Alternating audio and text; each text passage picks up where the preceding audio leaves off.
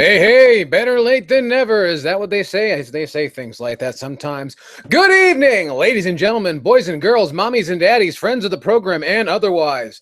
Let me be the first to welcome you to the internationally acclaimed Monday Night Chaos right here on wherever the hell we are. It's good to see each and every one of you. I'm glad you guys made it out. Boy, kind of an exhausting week, isn't it?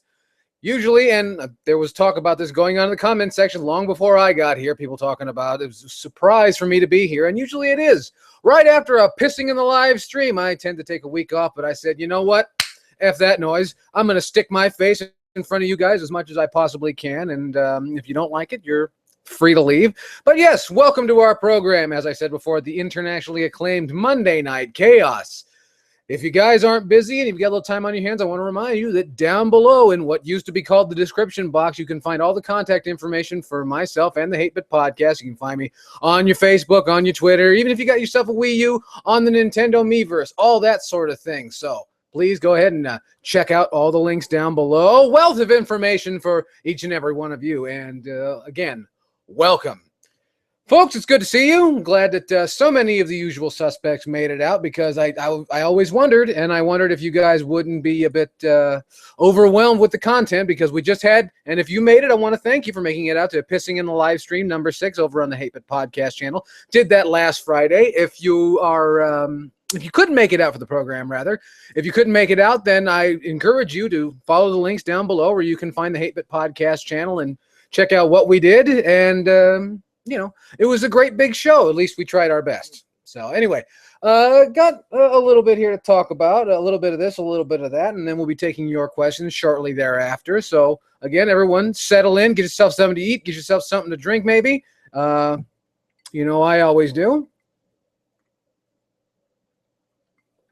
And we'll settle into a bit of a program. But yes, again, I want to thank everybody for making it out to the program on Friday night. And it's a different experience, I must say, than being right here on Monday Night Chaos. A far different experience, and I hope that there are people that appreciate both programs. I know there's people that hate this program, but subscribe and watch this shit every week. I don't get that. But they're out there. They're out there, I assure you. And then there's the people that like this program but don't like the Hatebreed podcast. That's okay, too. That's your prerogative, and you're free to feel how you want to feel. So there's that. I just thought I'd share with that. And I also remind you to follow us. And hope to see you out if you made it out for the next Pissing in the Live Stream, which is, and people asked, even though I said it during the program, Friday, April the 3rd. So the first Friday of next month. Be there or be square. And if you know anything about this program, I'm not going to let you forget it. So don't worry about that. And like I plugged earlier, you can check it out on the Twitter and on the Facebook, all that stuff, myself and the Hatebreed podcast, so you can find out all the comings and goings of what's going on just, well, basically all things Yellkaos. So again, thank you very much for coming out. And I see that there's lots of people already in tonight. And as I said before, the usual suspects, bunch of great people. What was I going to talk about? I was going to talk about, and here's something that a lot of the WWF fans want me to talk about. And if I could clarify my position once more, a lot of people wonder, well, why don't you call it WWE? Because the E stands for entertainment, and I require that you be entertaining before I will acknowledge you as entertainment. But they still do have wrestling, very poor wrestling, but it's wrestling nonetheless. So, but in preparation for WrestleMania 31, which I, at this juncture, may or may not partake, I'm just riding that razor's edge of not giving a fuck, if you'll pardon my language just then, but I don't know how else to express it. And so now, with the help of my friends over at watchwrestling.ch, I am recounting all of the WrestleManias from WrestleMania 1 on. I'm now halfway through WrestleMania 17. And I'd always heard people talk about how it's one of the greatest WrestleManias of all time, and I'd never agreed with that. And now, having watched it, or being the first half, it is pretty much a barn burner of a WrestleMania. So I will say that.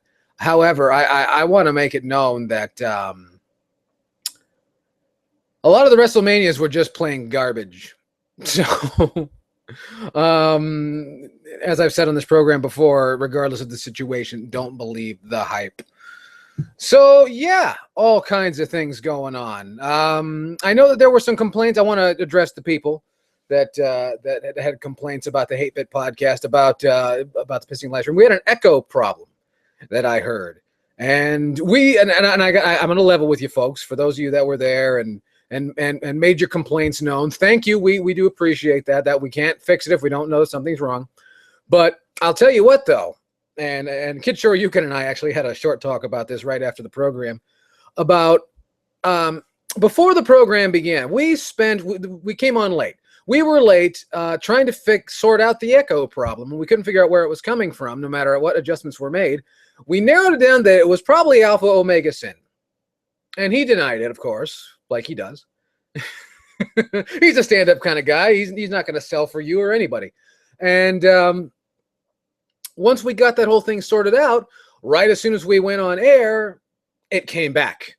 And I was thoroughly displeased. But something that Kid Shoryuken and a few people brought to my attention shortly thereafter was when I was doing the big introduction, which I do every single time on the Hate Bit podcast, introducing Razorfist as the Bullet Belt Messiah and all that sort of thing. Apparently the echo worked to my advantage. And then when it came time for ordinary conversation, it was just an absolute mess. And that's a real shame. But we did get it sorted out. So for those of you that turned it off after the first, it gets sorted out in the first few minutes. So if you saw the program and you didn't want to watch it because of the echo, I assure you it goes away. So also there were complaints that the program was not long enough. And I worried about that. If we would go too long. And I didn't want it to be like that. And then Alpha Omega Sin yelled at me because we continued to banter on. The language only got more filthy. There was lots of filth, lots of good old-fashioned American filth. And some people don't care for that sort of thing. And why those people listen to the Hate Bit podcast in the first place, I haven't the vaguest idea. But Alpha Omega Sin did give me some hell that we cut it out too shortly. We went away too soon. And so we're going to take steps to rectify that in the future. But if I didn't say it already, and I'm pretty sure I did, the comment section where I get all the questions is just alive with flavor and fury this evening. So let me see what we got going on here, and I'll do my best to coalesce the vapor of the spirit of the comment section and rebut and retort to the best of my ability. So let me see here. Psycho DX469, who's here all the time, says Echo equals Chaos is the bombastic mouthpiece he truly is. Well, I'll tell you this. It didn't hurt me. It definitely worked to my advantage. So nothing wrong with that. Nothing wrong with that at all. Anytime you can sound like Lou Gehrig, I think, and if you don't know who Lou Gehrig is, he's the guy that brought fame to the disease but did not name or give us the disease. But Lou Gehrig, or the actor, I think it was Gary Cooper playing Lou Gehrig in the Lou Gehrig story, which had the I guess iconic would be the terminology. Iconic farewell speech. Tonight, I consider myself. That whole thing. And that always works because anytime, you have a big, I hesitate to use the term bombastic voice like this. Anytime you're in a baseball stadium, it's like the second coming of Christ. Even more impressive, as a matter of fact. That's right. Yellkaos is bigger than Jesus. I know that because he mows my yard, and I'm at least a good 7 inches taller than Jesus. That was fucked up. That was racist. That was so racist, I should go to college in Oklahoma. Maybe not that racist, but racist anyway. Let me see here.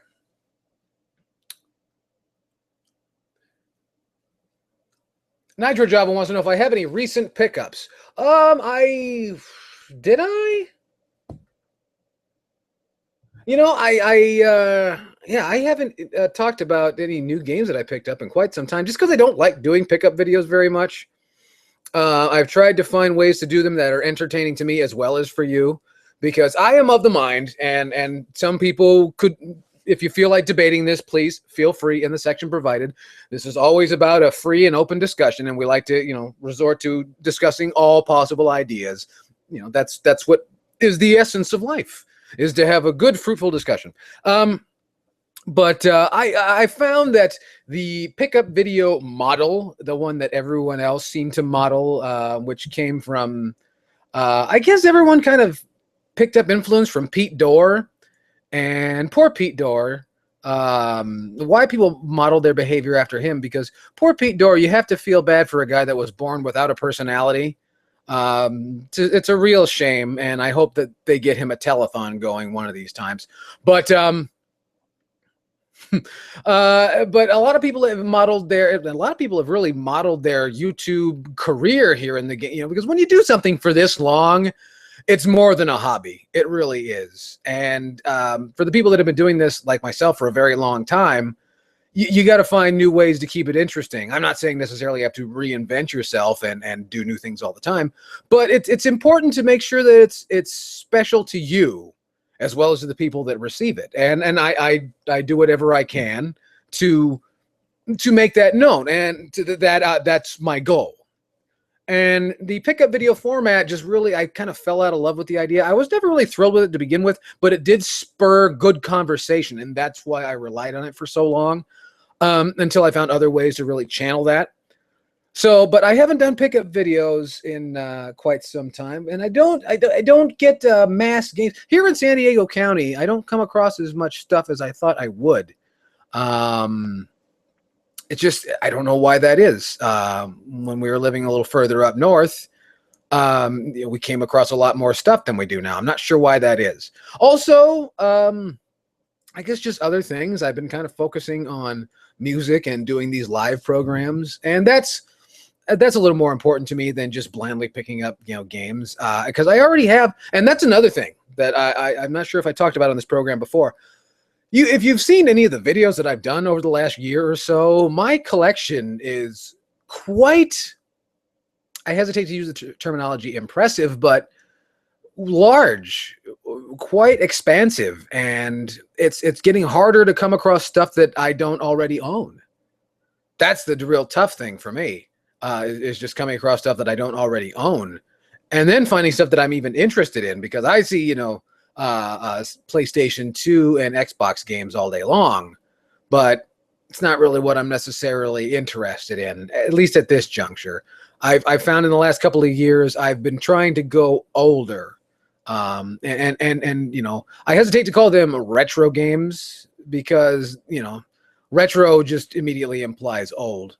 And when people ask me, as a matter of fact, a lot of people say, do you have any hobbies that don't know who I am or what I do here? Or anywhere for that matter. People just see me. What do you do for fun? I fuck with them, and I tell them that I collect antique electronics. And then they just stare at me, and not having the nerve to say out loud what they're thinking. Either why would you do that, or what is an antique electronic? Because I think that when people hear antiques, they immediately think of furniture and fine crystal. And, but no, I haven't really picked up a whole lot of stuff and I thought about that a couple of weeks ago. I said, what, can I do a pickup video? But it's been so long, and I think the last real good chunk of games I got was, and I think I talked about it briefly, was in September after the Classic Gaming Expo. I didn't find a whole lot at the Classic Gaming Expo, which I have bitched about en masse on this program ever since. But no, not a whole lot to report. Just the stuff I talked about that I picked up or got at Christmas time. And yeah, now I just kind of pick up, a game here, game there. And again, just trying to go through this massive pile of games, because I still have Wii U games that I have not had a chance to get around to. Because, and I hate to say this out loud, but just I'm at a point in my life where I'm a little short on time. And I hope to find my way out of that. So yeah, and I'm having a good time going through Game Boy Advance games right now. So that's why I haven't really put a lot of effort and emphasis into getting new games. Let me see what we got here. Let me see. Super Saiyan 3 Domon, who seems to be with us as often as he can, asked, would I be a babyface or heel manager? Well, I don't understand. There's no such thing as a babyface manager. Babyface managers are called valets. And I'd be a heel manager, Being a heel manager is an incredibly important job. Heel managers are the lack of heel managers are the reason why you and most people don't give a shit about professional wrestling anymore. If there's no place to pin your animosity, you know, especially when all the heels want to be liked, it takes away from one of the most important aspects of professional wrestling, which is the lowest common denominator, which is good versus evil. And most people, and this accounts for all forms of entertainment. Everybody wants their favorite babyface. For you, it might be me. For other people, it might be their favorite singer. Everyone wants to see their favorite babyface go over. You want to see good things come to the people that you appreciate, or the people that care for you, you know, or like your family. You know, you'll see a lot of that in sports families. Everyone wants to see their favorite, you know, person go over. And without something to pin your animosity to, that's harder and harder, because you cannot have protagonism without antagonism. I think that's something that's been lost in virtually all forms of entertainment. I think that there's, you know, once again, I always feel that wrestling, popular culture mirrors professional wrestling. So I think that it's kind of universal. But back to your question, heel manager, baby. A lot of folks ask me why I don't wrestle for a living. Hearing the way I sound and the way I do things, and I've talked about my interest in doing ring announcing and commentating and things like that for, you know, wrestling. In fact, a good friend of mine, my friend Jason, whenever we go see wrestling shows, he likes to sit next to me, and he likes to jab me in the ribs. He wants to call matches with me, and so I do it from time to time. It's like, you know, the high cross body, you know, all that sort of thing. And people ask me, why don't you do this? Why don't you, you know, go work for, like, because there's no fucking money in it. That's why. To answer a lot of your folks' questions, there's people out there amongst you that ask me why I'm not a wrestler or why I don't work in the wrestling business. It's not really a business. There's no money in it. And especially being a wrestler, you're going to trust some guy not to drop you on your head, and then you'll be lucky if you get $25 in a Coke after the whole thing's over. And a lot of times you're lucky if you get the Coke. Not that Coke. That's 1980s wrestling. Kit 171 wants to know, what do I think is the coolest or most unique band name? Well, you can't really say a band name's unique, that because if it were, then you wouldn't understand it. And the coolest name, I remember when I was a kid, when I was a teenager, I remember I stumbled across a band, and I thought this was the coolest name for, at least for a metal band that I'd ever heard. That band was called Wargasm. And I thought that was one of the, and then shortly thereafter, about a year or so later, I heard of Gorgasm, and I said, God damn, that's like cool, sexy, and revolting all at the same time. Bravo to those lads from Chicago. Good for them. So those are the names that always stand out to me. Is that portmanteau? I think that's very, portmanteaus are something you don't see a whole lot in modern language anymore.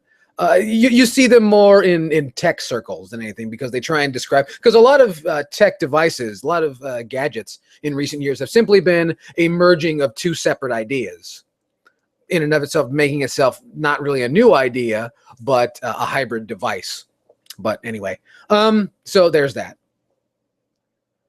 Let me see. Chaldea the Horse wants to know, where's the 3 NESs of Dreamcast? They're packed away.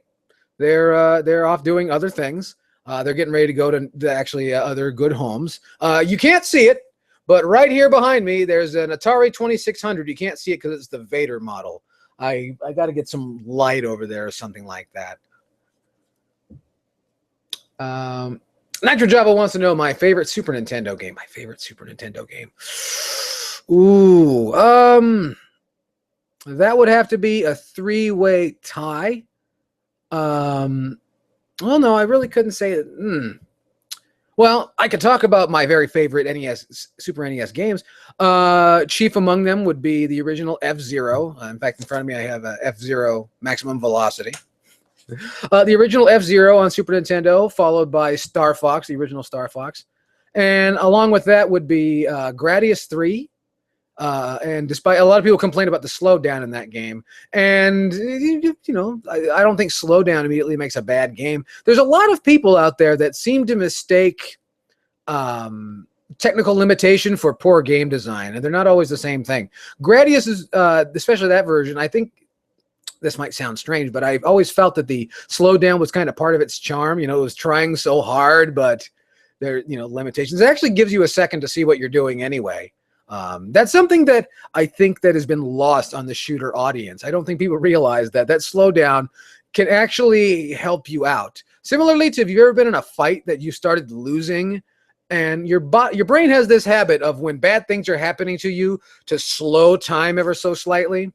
And I've noticed a few times that I've ever had to physically, you know, really defend myself, that slowdown for some reason gives you a chance to sort shit out really quick. And in Gradius 3, that's what it does for me. The fourth of those games being Saturday Night Slam Masters by Capcom. If you were unaware of Saturday Night Slam Masters, it's essentially Street Fighter but wrestling. And it features, excuse me, features an appearance by Mike Hagar from Final Fight. So, yeah, those are some 4 really big Super Nintendo games to me. Very important to me. Black Metal or Die wants to know my favorite second wave black metal bands. I assume you're referring to the Norwegian uprising of the late 80s to early 90s, which was more or less I'm not sure the terminology to use. I think uprising would be the right terminology, because it seemed like more of a political movement than a musical movement, because it seemed like a grassroots reaction to the rise of death metal. Of those bands, I don't know of any of those bands I like. I guess my favorite band amongst them, I think, would be Dark Funeral. Dark Funeral, because they have very much the death metal aesthetic of being very powerful. When people talk about second wave black, they commonly talk about Burzum. I think Burzum sucks. They talk about Mayhem. Mayhem is touch and go. They've got some good records. They've got some real shit records. I'm trying to think of other bands in that, because first wave, when I think of first wave, I think of Venom and Bathory and Merciful Fate and that whole thing. But if I were to pick out one band that would really do it for me in that estimate, probably be, I would say Dark Funeral. I really like Dark Funeral. I've seen Dark Funeral. There ain't no show like a Dark Funeral show. It's some shit, baby. Let me see. Fatality 65 wants to know my thoughts on secondhand stores throwing away items that didn't sell, like Goodwill and half-price books. Well, throwing away, I've always been of the mind that throwing video games in the trash is supremely, what's the terminology I want to use? Irresponsible, unethical. I don't really believe in ethics, as I've said on this program, but definitely irresponsible. Taking that toxic silicone and throwing them in the trash, disposing of them properly would be the smart thing to do. And the Goodwill, fuck the Goodwill. All right, the Goodwill is an affront for terror. It's no, don't get involved with the Goodwill. But as far as them throwing books away,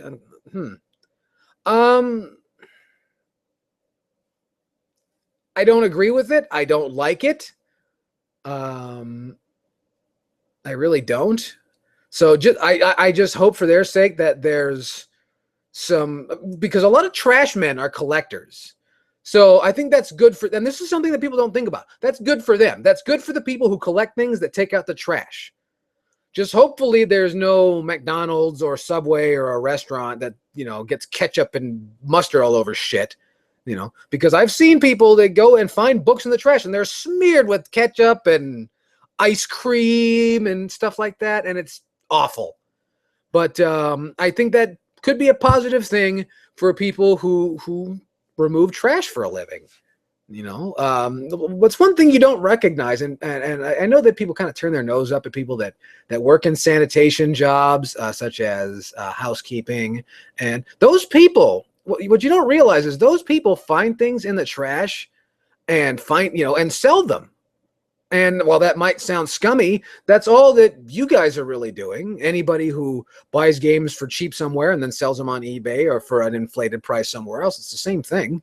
So I think that when companies do that, hopefully somebody's getting those things out of the trash before they make it into a landfill, and then all that horrible material gets to sit and amongst the photosynthesis of a landfill. So hopefully. And if not, then it's too late to weep for your Mother Earth. She's already dying. Not really. It's actually just getting ready to, make us go extinct. Let me see. Kelly the Horse wants to know why I hate the goodwill. I don't hate the goodwill. I don't like the goodwill, but I don't have enough time in my day to really hate the goodwill. I have other things to focus my energy on. But if anything, they are... we have a serious tax problem here in this country. All the people who should be paying taxes to fund our infrastructure in this country don't. And everybody else is left to foot the bill. The Goodwill is one of those companies. The Goodwill is not a real charity. The Goodwill is a gimmick or a kayfabe charity. They just barely qualify as a charity because they don't actually give their money to anybody. They keep that money. They're a private company. But they claim to be a nonprofit, which means, and nonprofit, all that means is after the people who work there make their money, and after the company's paid for, the rest of it goes to charity. But because there's such a huge infrastructure in Goodwill Industries, the money never goes anywhere, and it stays internally, and obviously usually goes to the top. And it explodes because they don't have to pay minimum wage because they're a nonprofit organization. You didn't know that, did you? That's why you wonder why the people at this Goodwill have such shitty attitudes. They make like $3 an hour. They are being exploited. And while I will not sit here and claim that I believe in morals and ethics, I do not believe in the exploitation of other members of the human race. And that's why I just try my hardest not to go there. Unfortunately, being a collector like I am, it is a necessary evil, and it makes me sick. But I'm not about to claim that they should stop doing what they're doing, because if... it's similar to like check into cash places. The stuff they do is just barely below the threshold. And I mean like a cunt hair below the threshold of usury. If you don't know what usury is, it has to do with predatory lending practices. Look it up sometime. So while you're at it, look up, the interest rates charged from check into cash places. Or Cash Advance America, those other corrupt fucking organizations. That's my beef with them. Anyway, I'm going to take a breath and have a drink. Because the more I say this shit out loud, it's like, God damn. I hate the world I live in. On the other hand, it could be worse. How, I don't know, but I'm fairly certain it could.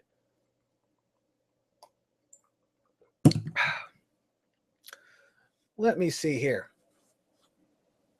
Nitro Java wants to know if I prefer death or black metal. Let me think about that for a second. Death metal. And if I've made this clear over the years, I don't really care for genres of music as much as I like bands. Because people would say, oh, I like death metal. But I realize that out of all the death metal bands that I've heard, I really like and enjoy like 10 to 15% of them.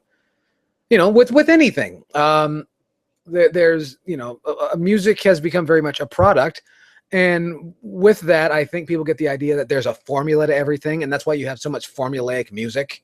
So that's why I can't say I like all death metal. And black metal, I like black metal.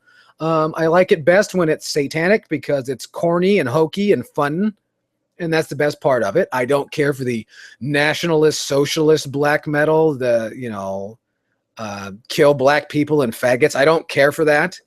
I've seen a lot of living in near Santa Ana, California, huge Hispanic population, especially in Southern California. And in Santa Ana, which is a big metal mecca, if you didn't know, big metal mecca in Santa Ana, but with virtually no representation. Lots of bands come out of Santa Ana, but no one plays in Santa Ana. Much like San Diego, a lot of people play in San Diego or come from San Diego, like Deeds of Flesh and Cattle Decapitation, but no one plays in and around San Diego. But anyway, I see a lot of, Mexican young kids wearing these NS black metal shirts. And like, the people in those bands want to set you on fire and watch you burn to death, right? And of course, to that, I get no sell. They don't care. They just like that there's I don't know. There's something attractive about the swastika to some people. I don't get that. I really don't. Especially since it's an Egyptian symbol of peace. But when you put it on a red field, suddenly it's a symbol of power. Fuck that shit. That's simple-minded thinking for simple people. Kit171 wants to know what the drink is for tonight. The drink tonight, as it was on Pissing in the live stream, Johnny Walker Black Label. Thank you for asking.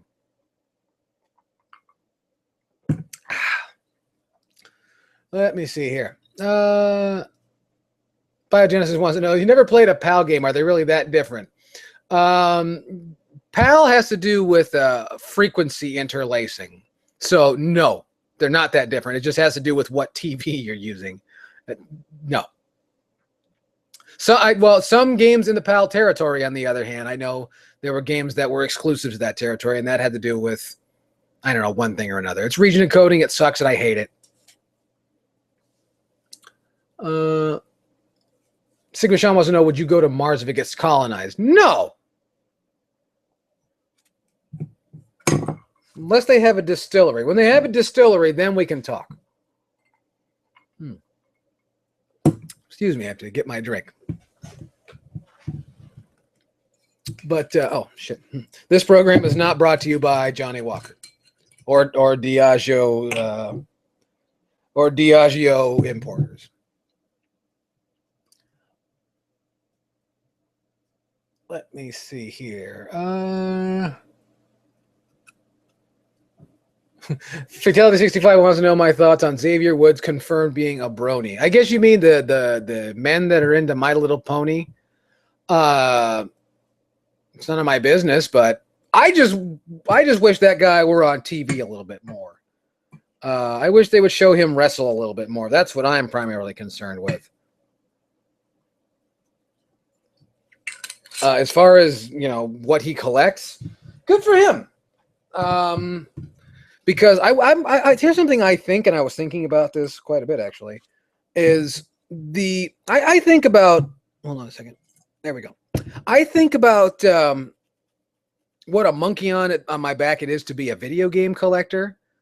I think the people who have it worse than us as video game collectors is not the My Little Ponies, because there's not that much. If I could be wrong about this.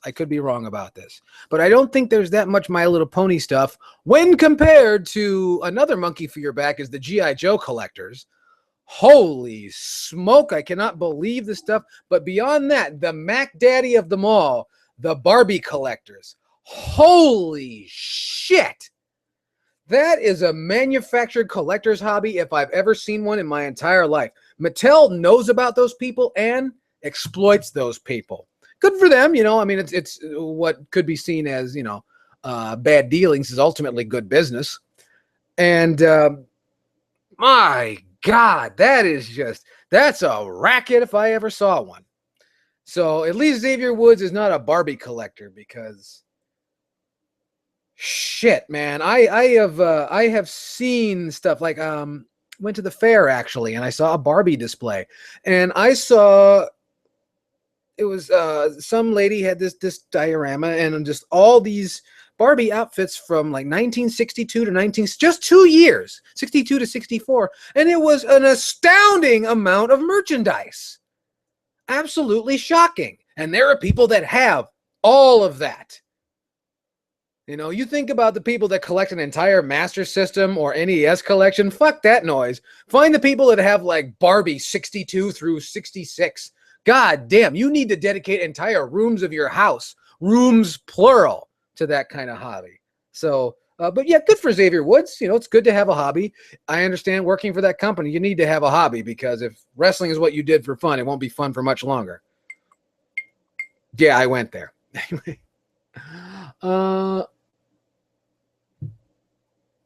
Kid171 wants to know, is there ever a gaming crossover that was never done but you think would work? I don't think there's any gaming crossovers that have not been done. I don't know. I've never been a big fan of crossovers, and yeah, I just haven't. I'm not sure. Oh, excuse me. I'm just not sure why that is.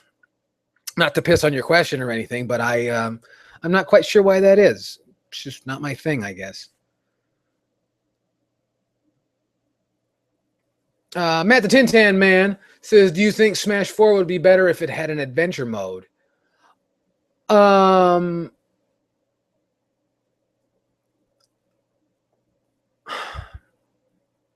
It sort of has that. No, I don't think so. That's always been a game to me that doesn't need that. It can. That's like asking if Mario Kart should have an adventure mode. No, I don't really think it needs one. I think it's great at what it does. I've never understood why so many people want to take something that's already great and make it even better, because you're further complicating a simple pleasure, and that's no good for nobody or anybody. Double negatives. God. Horrible time here on Monday Night Chaos. Somebody asked my feelings about Splatoon. Splatoon looks great, and I hope to get one of those hats. I hope somebody will buy me one of those hats because they look expensive.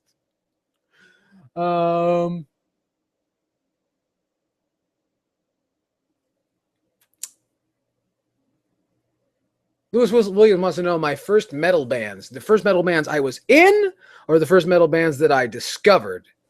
Clarify, because that's a whole separate can of worms. Where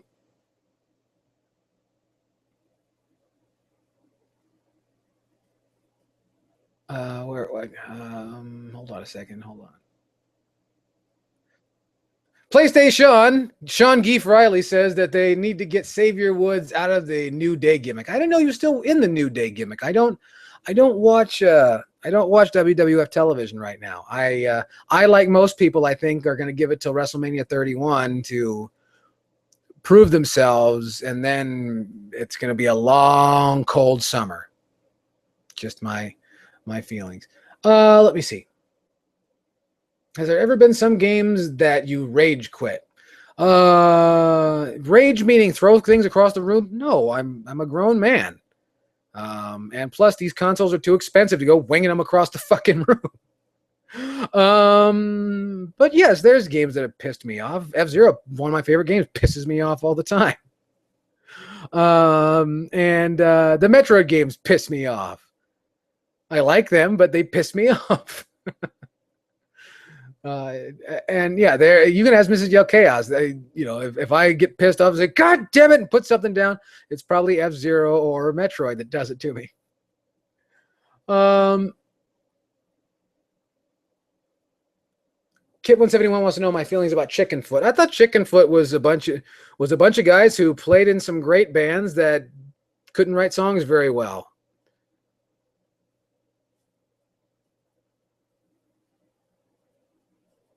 Psycho DX wants to know about my attempts to join GWAR. Did I say I was going to join GWAR? I haven't been invited, so I don't know if you could just like go sign up for that. I think you have to live in the Eastern United States, and I think you have to be invited to be in GWAR. Lewis Williams wants to know the first bands I was exposed to. Well, the first bands I was exposed to, who was the first metal band I was exposed to? Was Megadeth. Was it Megadeth? Well, no. I guess it depends on your definition of metal, because I guess you could say that maybe Queen, because Queen's very much a metal band, whether you realize it or not. Some people want to argue with that, but on the whole, Queen is very much, at least in terms of orchestration, is very much a metal band.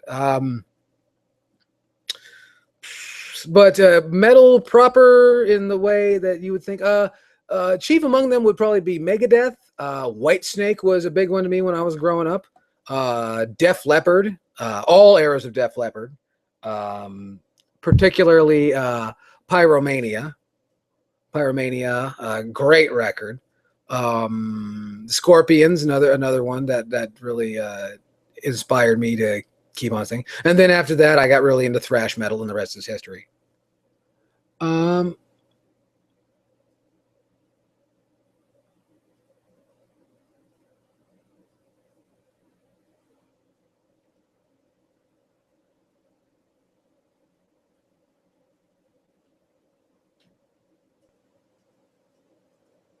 I don't understand that question, so I'm gonna move on.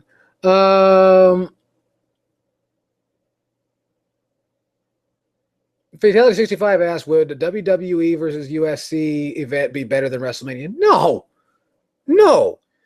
Taking two bad ideas and sticking them together does not make a good idea. That's why Pro Wrestling Noah and TNA mixed together was not a good idea. You catch my drift? Oh,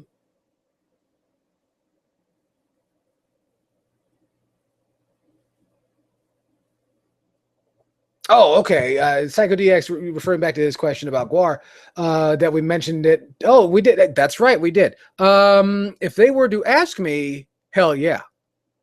Or if they say that they're having open auditions, I would fly to Virginia. Just two. You know, that seems like that would be a hellacious touring schedule. But if they ever make it known, yeah, I will get on a plane and I will make that happen. Will they pick me? Probably not. But what are you gonna do?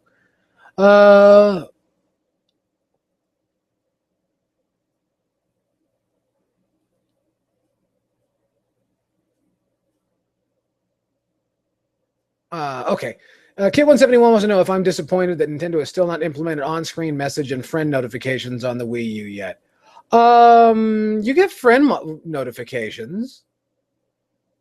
Unless you mean that it only shows up in the home menu.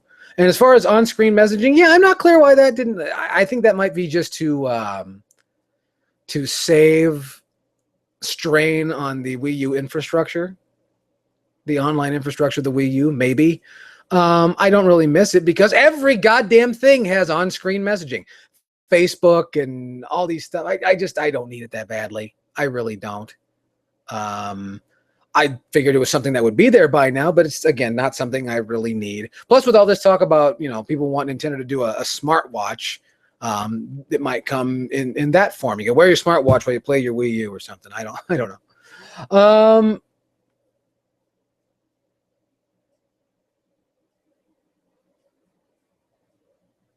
Okay, you got to shoot him in the head is asking if I disliked a hack. What kind of shirt would I like to wear? I don't understand what you mean by a hack and what a t-shirt has to do with it. Unless, are we talking about a hack in game costume? I'm lost. I'm so sorry. I am terribly sorry. Let me see. Ripper Boo wants to know my opinion on Five Finger Death Punch. Five Finger Death Punch sucks the big one. They're plech. If you like them, good for you. For me, plech. I will refer to them the same way that the Iron Sheik would refer to the United States of America. Haktua.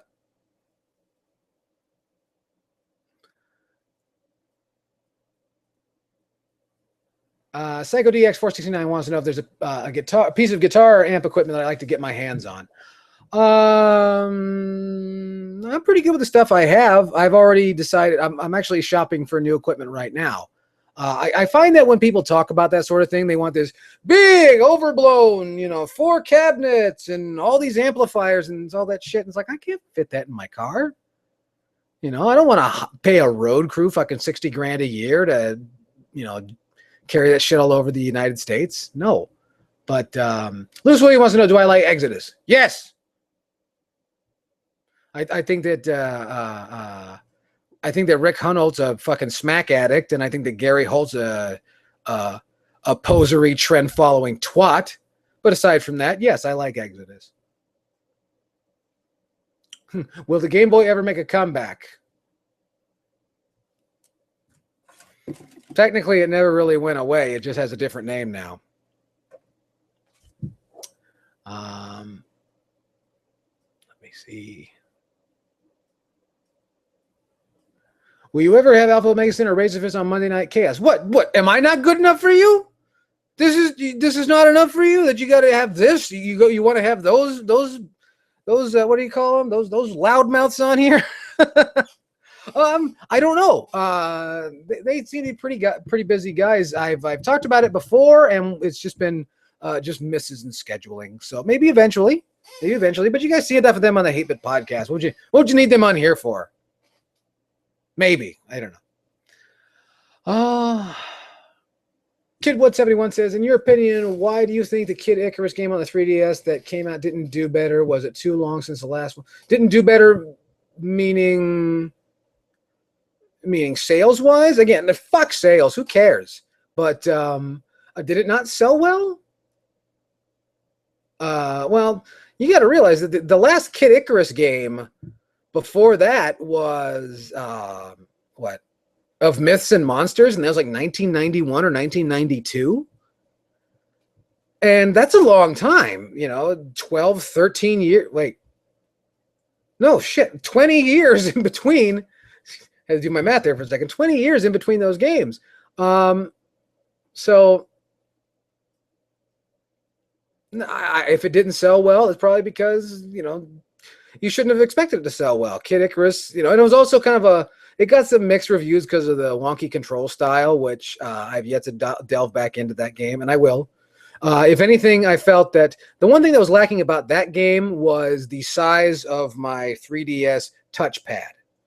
I thought there was a bit too. If I had the larger touchpad, which is available on the 3DS XL, that would definitely suit that game far better. So I think that was one of the failings there. Let me see.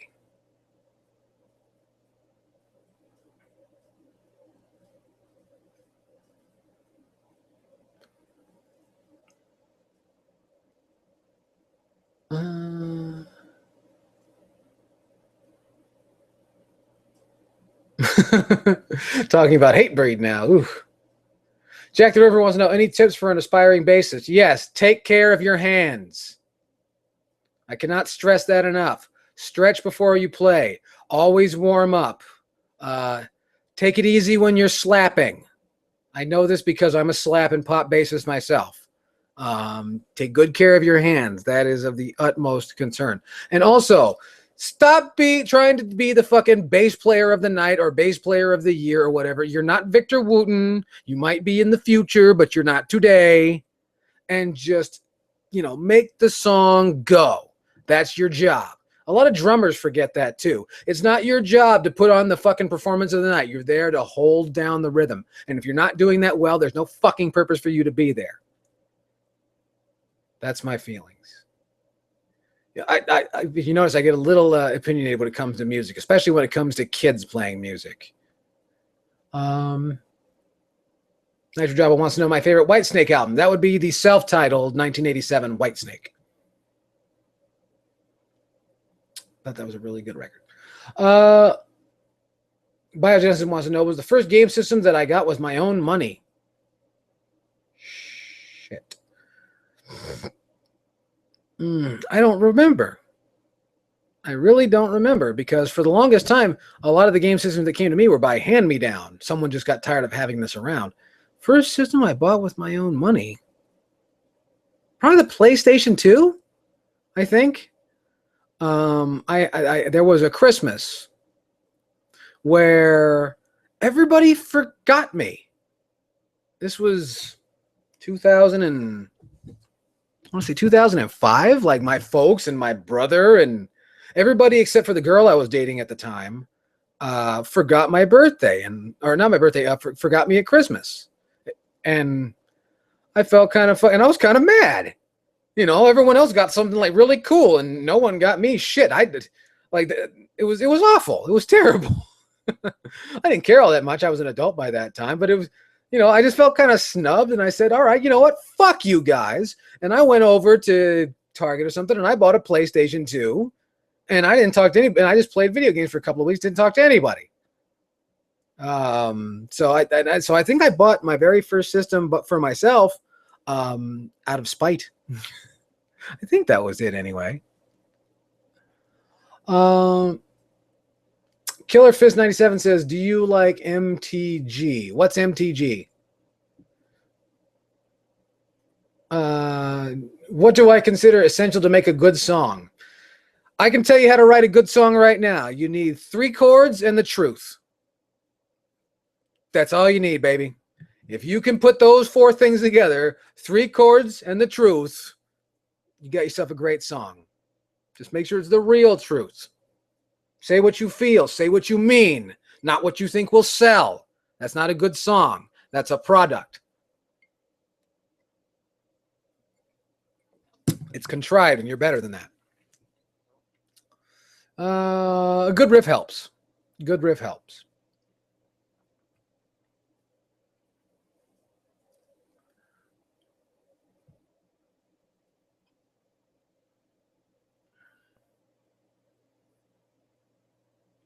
Let me see.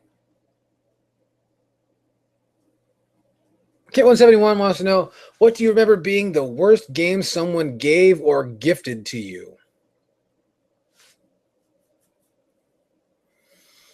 That's interesting because people don't really give me games. Mrs. Yellkaos gives me games for my birthday and for Christmas. No one else does.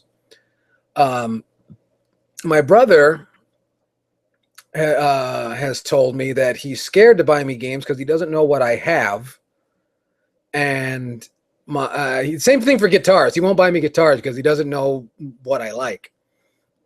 And I says, well, as long as it stays in tune, I'm pretty sure I can make it work. I'm trying to think. A girl I was dating one time for when I got my PlayStation 2, she gave me Tony Hawk American Wasteland. And luckily she was nice to me because if anybody else, I would have wanted to slug them. It's like, why did you give this to me? I hate you. So that was probably the worst game I ever got to do. It was Tony Hawk American Wasteland. Ugh. I cringe thinking about it now.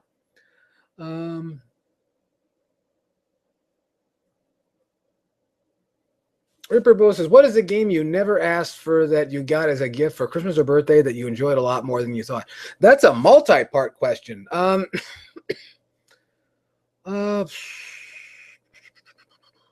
Goodness.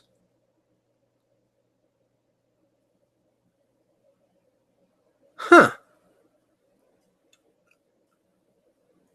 That's a very good question. Interestingly enough, I think it was just this past Christmas where Mrs. Yellkaos got me Smash Brothers for Wii U. And I thought that I was going to play the 3DS version more than I was going to play the Wii U version. And I've turned out to enjoy the Wii U version more than the 3DS version because I got both for Christmas. I would say Captain Toad Treasure Tracker, but that wasn't a surprise. That game was just as great as I expected it to be. So, Psycho DX wants to know, do I miss the arcade experience? You mean sticky floors and ugly kids screaming and being smelly? No, not really. If you want that in California, you can have the very same experience by going to a laundromat. And you'll see about the same amount of video games that you would in an arcade. Because that's where they went, you know. That's where they went. They went into the laundromats.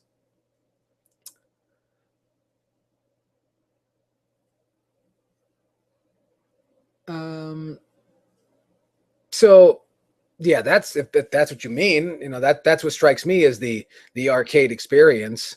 I because I like arcades, I really do, but there's always been people who and I've talked about this on the program before, not to let your nostalgia get the best of you and allow you to romanticize things that may or may not have happened. I have a very realistic impression, a very realistic memory when it comes to those things, because if I've talked about this in the past when I used to work for Sega GameWorks. They're big. They didn't want us to call it an arcade. They wanted to call it game floor or game space or whatever. You know, all that early 2000s bullshit. There was that. So I have a very realistic view of those sorts of things. Plus, I was a big fan of the concept of nickel arcades, which we used to have a lot of in California, and now we don't. I think because electricity has gotten much more expensive here in California for one reason or another. But I still enjoy the arcade scene. It's just that, and there's this idea that somehow arcades were better back in the 80s and the 90s. They were just more plentiful. They made more money. You can still find them all over in Las Vegas and Laughlin, Nevada, chiefly. A lot of places where, you know, it's common for, you'll find them at amusement parks too, just not so much standalone. Arcades are very much alive and well. They just have taken on different forms. And they're more of supplemental income than they are chief income. So there's that.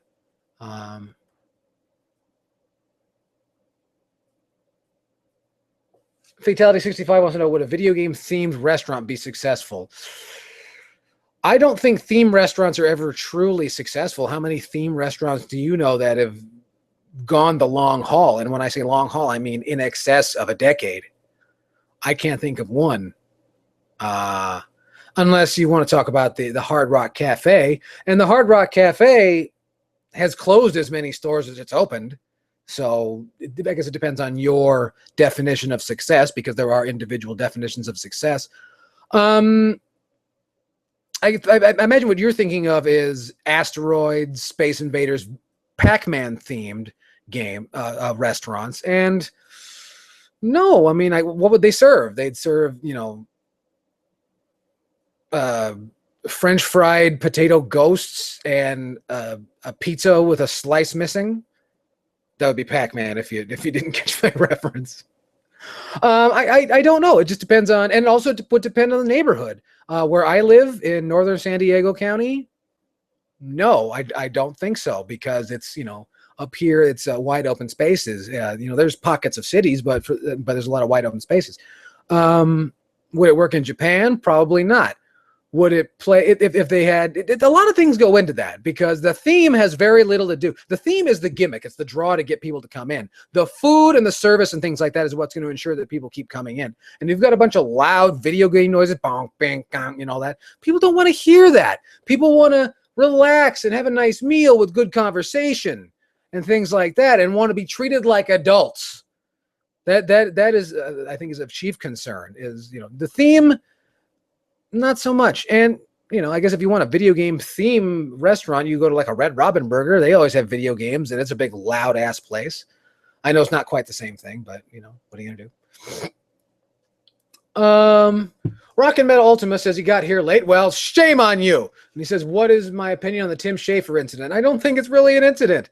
I think some big fat fuck who resembles George Lucas had a puppet on his hand, and I think he thought he was making jokes that would just totally click with the entire audience. And he did it at the Game Developers Conference, a conference that no one gives a shit about. It was just another instance of, it reminds me of kind of like, a lot of the grandstanding and bombasticism and pompous attitude that flows throughout the halls of the House of Representatives and Senate on C-SPAN. It's a gimmick in terms of a draw. Tim Schafer, I don't think, is a very interesting person, and now he's shown that he's not very good at performing satire either. So that's my feelings. Let me see. So, what was that? Was that everything? That's I don't really want to close talking about that. Come on, we got to talk about something else, because I don't want to close talking about Tim Schafer. God, there's got to be something else I can talk about.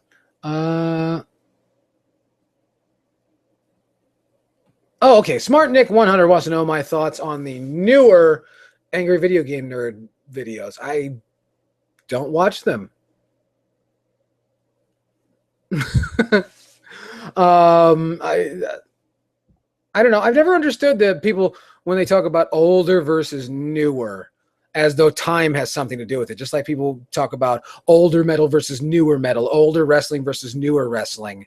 Time has nothing to do with anything. Your nostalgia corrupts you in that direction. I think it's a matter of good versus bad. And I'm sure he must do a good one every now and again. I just never thought he was all that great to begin with. I liked his, when he did those hardware reviews for a time. And if I stumble across one, I'll check it out. If I don't have time, I don't have time. So I reject that notion that time has anything to do with anything. On the other hand, just last night, speaking of things being old, I did watch Cheech and Chong's Hey, Watch This. And if I could offer you any sort of advice, it would be, hey, don't watch that.